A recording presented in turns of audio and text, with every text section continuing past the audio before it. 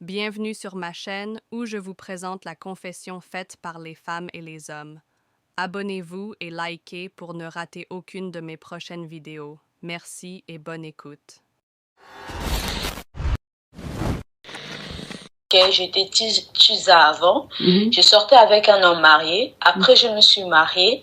Et après quelques mois de mon mariage, j'ai revu encore l'homme marié et j'étais tombée enceinte de lui. Oui. Oui. En fait, je vous appelle pour vous donner la suite. J'avais écouté le conseil que vous m'avez donné et je voulais vraiment garder mon foyer. J'ai fait sauter le truc. Non, j'ai fait, ouais, j'ai déjà le déni. Oui, j'ai déjà le déni et j'ai coupé toute relation avec leur mari, vraiment toute relation. Ma coach, pendant 2 mois, 3 mois, ça allait très bien dans mon foyer avec mon mari. Et un jour, parce que moi je suis aide-soignante, je travaille même le samedi, et un jour, le samedi, je rentre à la maison, je viens de trouver l'homme marié dans mon salon avec mon mari en train de parler. Sur le coup, j'étais tétanisée. J'avais peur. Je ne savais pas qu'est-ce qu'ils étaient en train de parler. Il faut savoir, moi, en Europe, ici, je personne. Ma mère, elle a déjà, il y a beaucoup des années de cela. Et ici, en Europe, je suis seule. Je n'ai pas de frères. Je suis vraiment seule. Et lui, il est venu, il s'est présenté à mon mari en tant qu'un ami de la famille, de ma famille, et qu'il connaît tout le monde dans ma famille. Et ce sont mes parents, en fait, le membre de ma famille qui lui a demandé de venir, de prendre de mes nouvelles, qu'on puisse être en contact avec lui. Et c'est ça que lui, il a dit à mon mari. Et moi, j'avais peur, je ne savais pas. Et mon mari m'a dit, ouais, il y a un monsieur là, il est venu, il est de ta famille et tout et tout. Et moi, je l'ai vu, je suis sortie d'ailleurs, je dis, ah d'accord, est-ce qu'on peut parler avec lui pour savoir? Lui m'a dit, oh, je suis pressée, ça fait déjà 2 heures que je suis ici, je t'attends. Non mais attends ma chérie, attends, je vais récapituler pour rafraîchir la mémoire de la team. Tu avais appelé il y a des mois en arrière et tu as dit que tu sortais avec un homme marié, tu étais la Kisa d'un homme marié, vous êtes restés longtemps ensemble et que c'est quelqu'un que tu as beaucoup aimé, mais arrivé à un certain moment, vous vous êtes séparés parce que tu as compris que avec lui, ça n'allait pas aboutir, il n'allait pas quitter sa femme pour toi. Donc tu t'es marié. C'est-à-dire quand tu t'es séparé de l'homme marié, tu as eu un homme, tu as rencontré un homme, ça s'est bien passé, vous vous êtes mariés. Sauf que dans le mariage... En fait, je sortais avec le deux en même temps. Mais après, quand j'ai vu que c'était sérieux avec le gars, du coup, je coupais relation. D'accord. Donc, quand tu étais... Avant le mariage. Ok. Donc, quand tu sortais, tu étais la Kisa de l'homme marié, tu étais aussi la go de ce gars-là. Mais quand tu as vu que l'homme marié, ça n'allait pas aboutir, tu as laissé l'homme marié pour continuer avec ce gars-là. Et le gars et toi, 1 an après, vous vous êtes mariés. Oui. Maintenant, quand vous vous êtes mariés, pendant ton mariage, tu pensais toujours à l'homme marié. Oui. Donc, tu as été le voir, ou bien tu l'as appelé pour lui dire que tu t'es marié, et vous vous êtes vu un truc comme ça. Et quand vous vous êtes vu, vous avez gré. Oui. Et quand vous avez gré que toi, tu es retourné dans ton foyer, quelques semaines après, tu as appris que tu es enceinte de lui. Oui. Quand tu es retourné dans ton foyer, quelques semaines après, tu as appris que tu es enceinte. Mais tu savais très bien que la grossesse n'était pas de ton mari. La grossesse était de l'homme marié. Donc, tu as appelé dans le live ici et tu as expliqué. Quand tu as expliqué, moi, je t'ai dit que je ne donnais pas de conseils à une femme qui est enceinte. C'est ça? Oui. Ou bien qu'est-ce que j'ai dit? Oui, tu m'as dit que tu ne donnais pas de conseils à une femme qui est enceinte, mais il fallait que je décide entre... mon foyer et l'homme marié, parce que l'homme marié n'allait jamais quitter sa femme pour moi. Ok, d'accord. Donc, après ça, tu as coupé les ponts avec l'homme marié définitivement et tu as déjà le déni. Voilà, je parle en code. Hein. Donc, tu as déjà le déni pour ne pas que ton mari apprenne que tu es tombé enceinte d'un autre homme. Tout allait bien dans ton foyer, ton mari, tout allait bien, la vie était nickel et tout. Et toi, tu es une sage, tu travailles dans la santé. Donc, parfois, tu travailles de jour, parfois, tu travailles de nuit. Tu allais travailler, quand tu es rentré de ton travail, tu rentres à la maison, tu trouves l'homme marié avec ton mari dans ton salon. Et l'homme marié s'est fait passer pour un parent ou un proche à la famille. Oui. Mais l'homme marié, comment il a fait pour connaître ton adresse? Ma coach, je ne sais pas. Je ne sais pas comment il a fait pour connaître mon adresse. Je ne sais pas. Il connaît même le nom de mon mari et tout. Donc, ça veut dire que l'homme marié a mené des enquêtes pour avoir ton adresse, pour avoir même le nom de ton mari. Oui. Ah non, mais il est vicieux. Hein?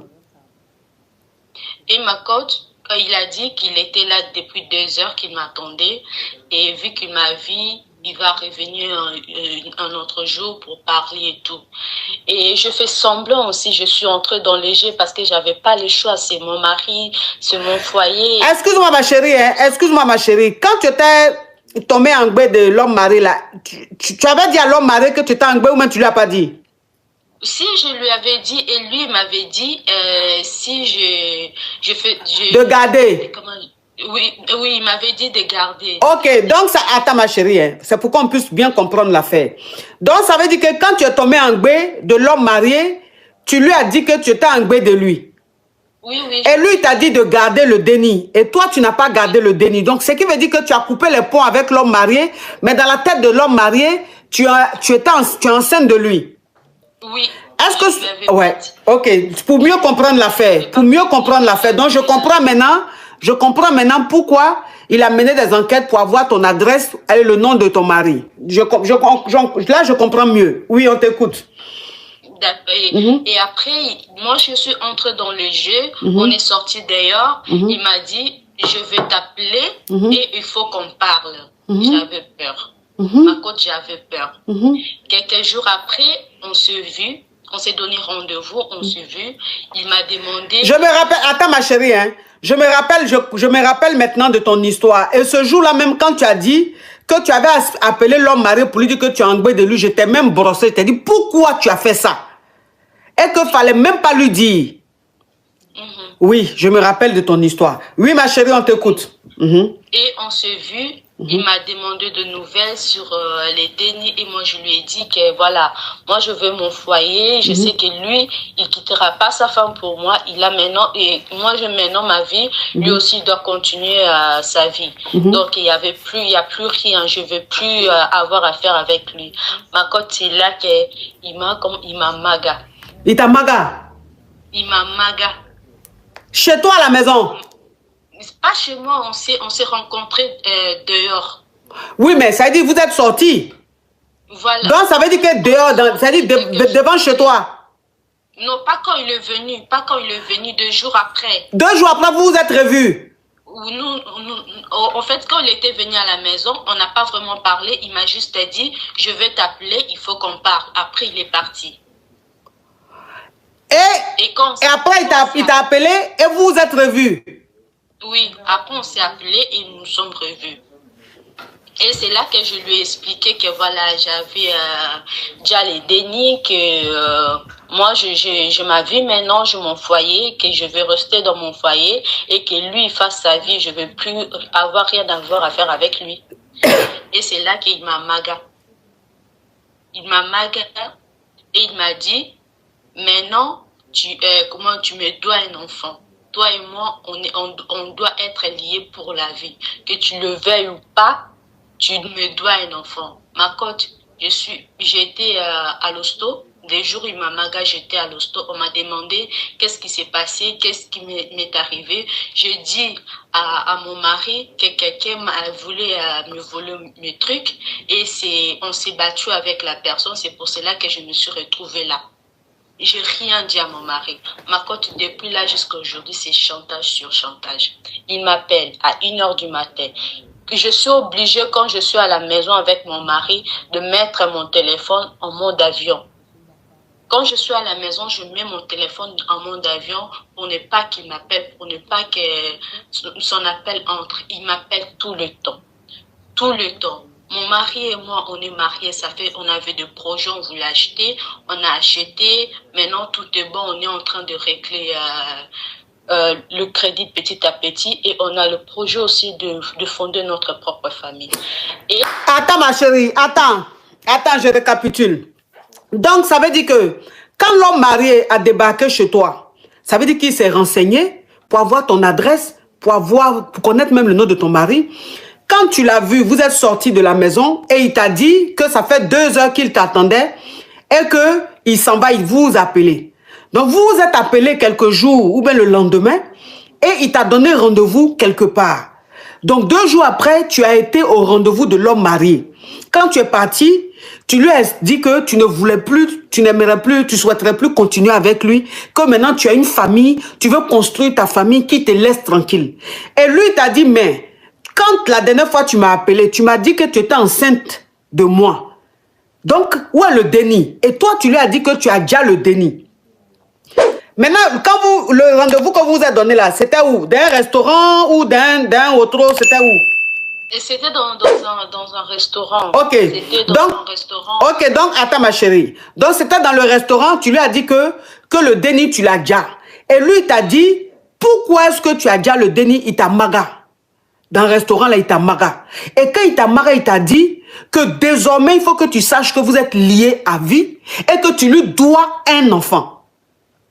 Oui. Donc, quand toi, maintenant, tu es rentré, tu es allé à l'hosto parce que tu n'étais pas bien, et arrivé là-bas, à l'hôpital, on t'a demandé qu'est-ce qui s'est passé pour que tu aies des signes de Magali sur toi. Tu as dit non, et à ton mari aussi, tu as dit que quelqu'un voulait t'arracher ton téléphone, tu t'es défendu un peu, et c'est la personne qui t'a agressé. Oui. Et jusqu'à aujourd'hui, l'homme marié t'appelle, même à 1 h du matin. Il t'envoie des messages à n'importe quelle heure. Il te dit qu'il veut te revoir. Il te dit que tu lui dois un enfant. Oui. Et moi, je fais des projets d'avoir, maintenant, de fonder mon foyer avec mon mari. On fait des projets. Et il lui a dit, s'il me voit enceinte, il viendra tout dire à mon mari. Et j'ai peur que s'il dit tout à mon mari, ça va tout gâcher. Et j'ai même pensé aller voir sa femme pour tout raconter à sa femme.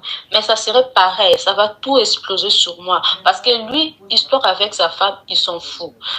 Ils sont fous de son mariage avec sa femme. Je ne sais pas si sa femme est habituée avec le tromperie de son mari. Je ne sais pas, mais c'est comme si il n'était même pas marié. Il fait des choses comme s'il n'était même pas marié. Il est, je ne peux pas dire le mot, mais chantage sur chantage. Parfois, je sors du travail, il est là devant mon travail. Hein? Il est partout. Il est partout. Je ne sais pas comment je vais faire pour m'en débarrasser. Il me colle à la peau, il est partout.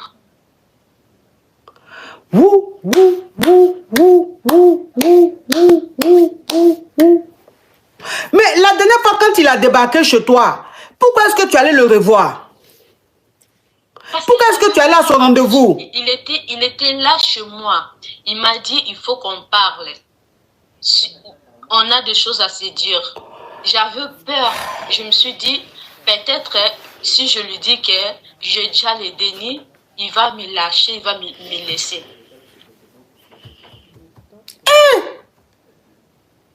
Non. La dernière fois quand tu as appelé, je t'ai dit, toi la petite fille là, tu es très naïve. Je t'ai dit ça la dernière fois. Je t'ai dit que tu es très naïve. Parce que tu fais des choses. Il faut être naïf pour faire ça. Il faut être naïf pour faire ça. Son rendez-vous, même quand il a débarqué chez vous là, son rendez-vous même, fallait même pas partir. Fallait pas partir. Elle peut pas déménager parce que elle et son mari ont acheté la maison.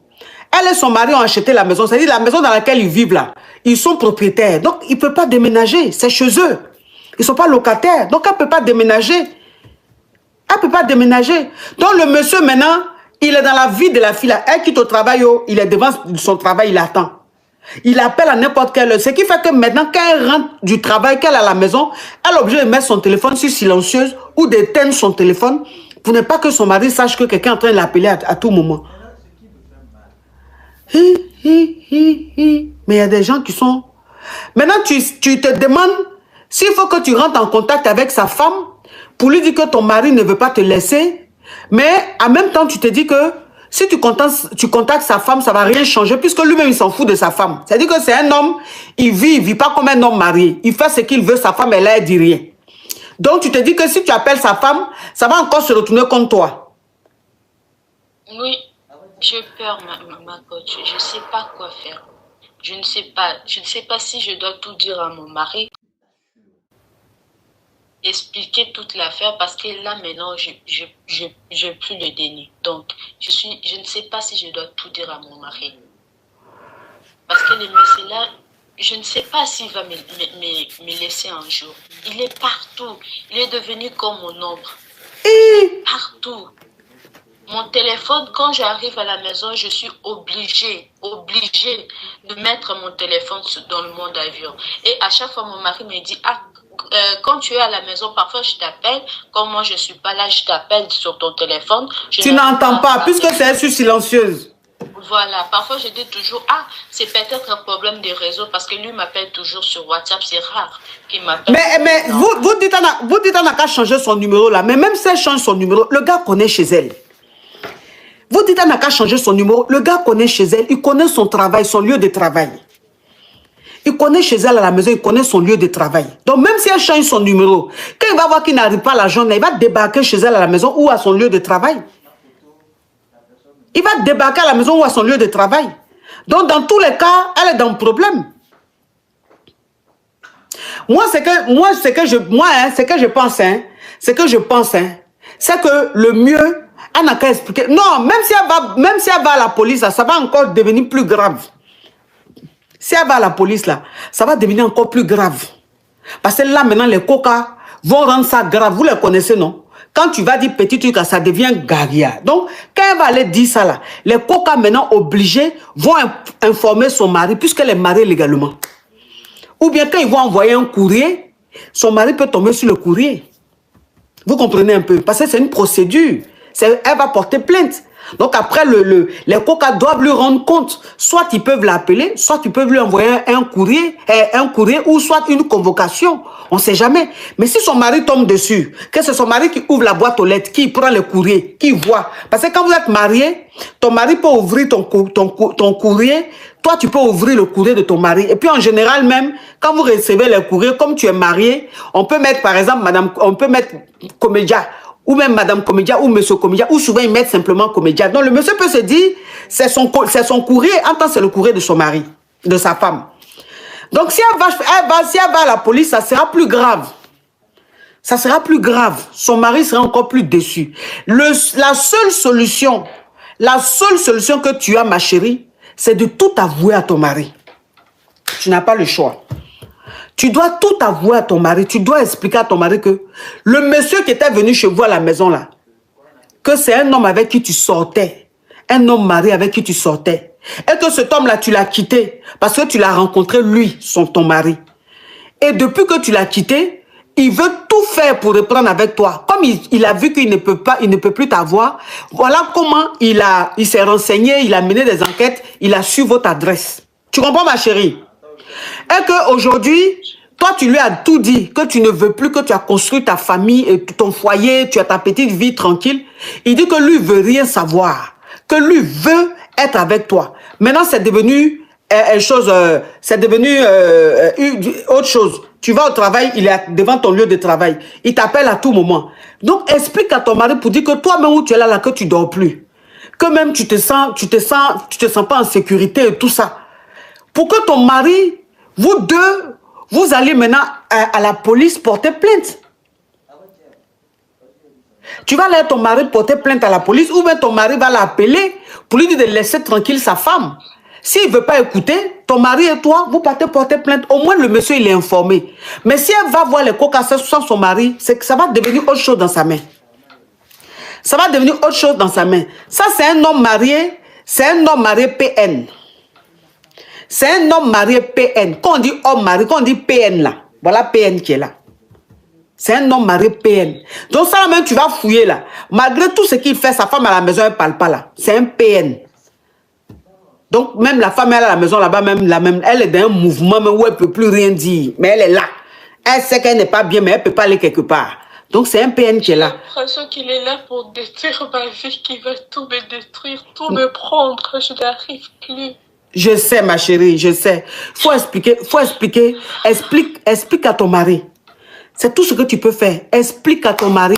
Au moins, ton mari sera informé. C'est lui maintenant qui va prendre le dossier en main. C'est ton mari qui va prendre le dossier en main.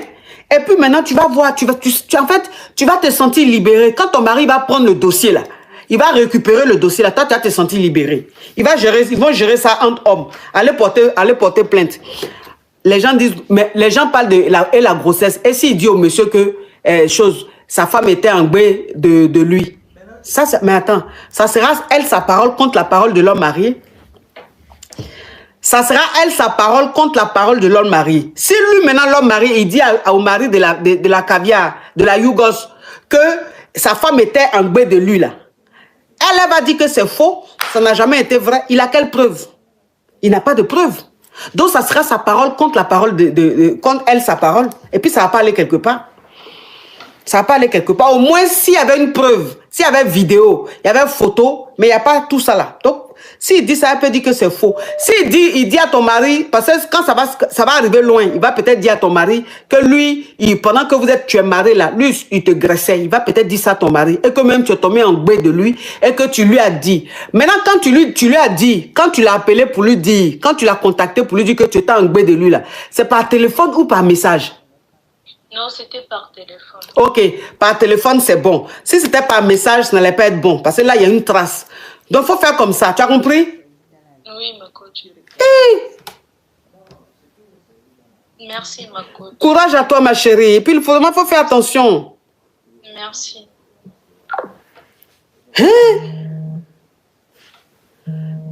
Oh, mari qui se comporte comme ça. Ah non, mais franchement. Allô? Un autre homme là. Que quoi? C'est ma femme qui vient de vous appeler disant qu'elle est tombée enceinte d'un autre homme. Je suis au travail et je suivais votre live, j'ai le cœur meurtri actuellement et je ne sais plus quoi faire. Je ne sais plus quoi dire, je ne sais plus quoi faire, je l'appelle et j'arrive pas à l'appeler en fait. Et j'espère que je ne vais pas l'appeler à la maison non plus. Parce que là je suis dépassé. Mais comment, comment on appelle, mon frère, pardon, faut enlever ton haut-parleur, ton écouteur, puis tu ouvres bien ton gosier, on t'entend un peu faiblement. J'ai pas mis de haut-parleur, seulement que j'ai la voix qui tremble, j'ai le cœur meurtri, parce que je l'aime tellement, j'ai pas pensé qu'elle pouvait me faire ça, en fait. J'ai le cœur meurtri actuellement. Si j'arrivais pas à la satisfaire, j'aurais pu au moins m'en parler. Et de me tromper avec un homme marié jusqu'à tomber enceinte de lui en fait. Oui, mais comment tu peux savoir que c'est ta femme? J'ai connu la voix. Je connais ma femme. Et quand elle parle, je sais. Là, je suis au boulot avec mes collègues. J'ai le cœur meurtri. J'ai demandé à un de mes collègues de m'écouter le vocal. Il dit, je peux pas. Je pense pas rentrer à la maison ce soir. Parce que déçu en fait. Je vais l'appeler mais j'arrive pas. J'espère que je ne vais pas l'appeler chez moi. Parce qu'elle peut appeler sur des lives. Les Yougos c'est comme ça ils sont. Hein. Les Yougos c'est comme ça ils sont. Il a déguisé sa voix et puis il est en train de se faire passer pour le mari de la femme. C'est comme ça ils sont les Yougos. Pourquoi tu fais ça? Hein? Désolé, mais j'espère qu'elle est encore sur le live. Oh, arrête-moi ça. Oh, est-ce que c'est toi le mari? Vous les Yougos, ça même, pourquoi vous faites ça même? Vous n'avez pas bon comportement. Vous n'avez pas bon comportement. Hein? Pourquoi tu fais ça? Tu rends ta voix lourde comme ça et il a raccroché. C'est un Yougos. Parce que quand il parlait là, au début, ça a failli me prendre. Au début, ça a failli me prendre. Mais dans sa façon d'évoluer, vous savez, Yougos reste Yougos. Ils ont leur identité. Je les connais comme, c'est-à-dire, je les connais comme ma paume.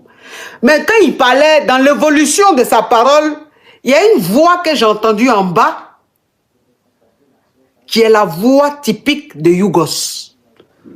Et il s'est ressaisi. Il a encore, j'ai dit, oh, ça c'est Yougos. C'est comme ça ils sont. Vous ne, je ne sais pas. Chez vous là-bas même, son femme, son garçon, il n'y a pas un qui est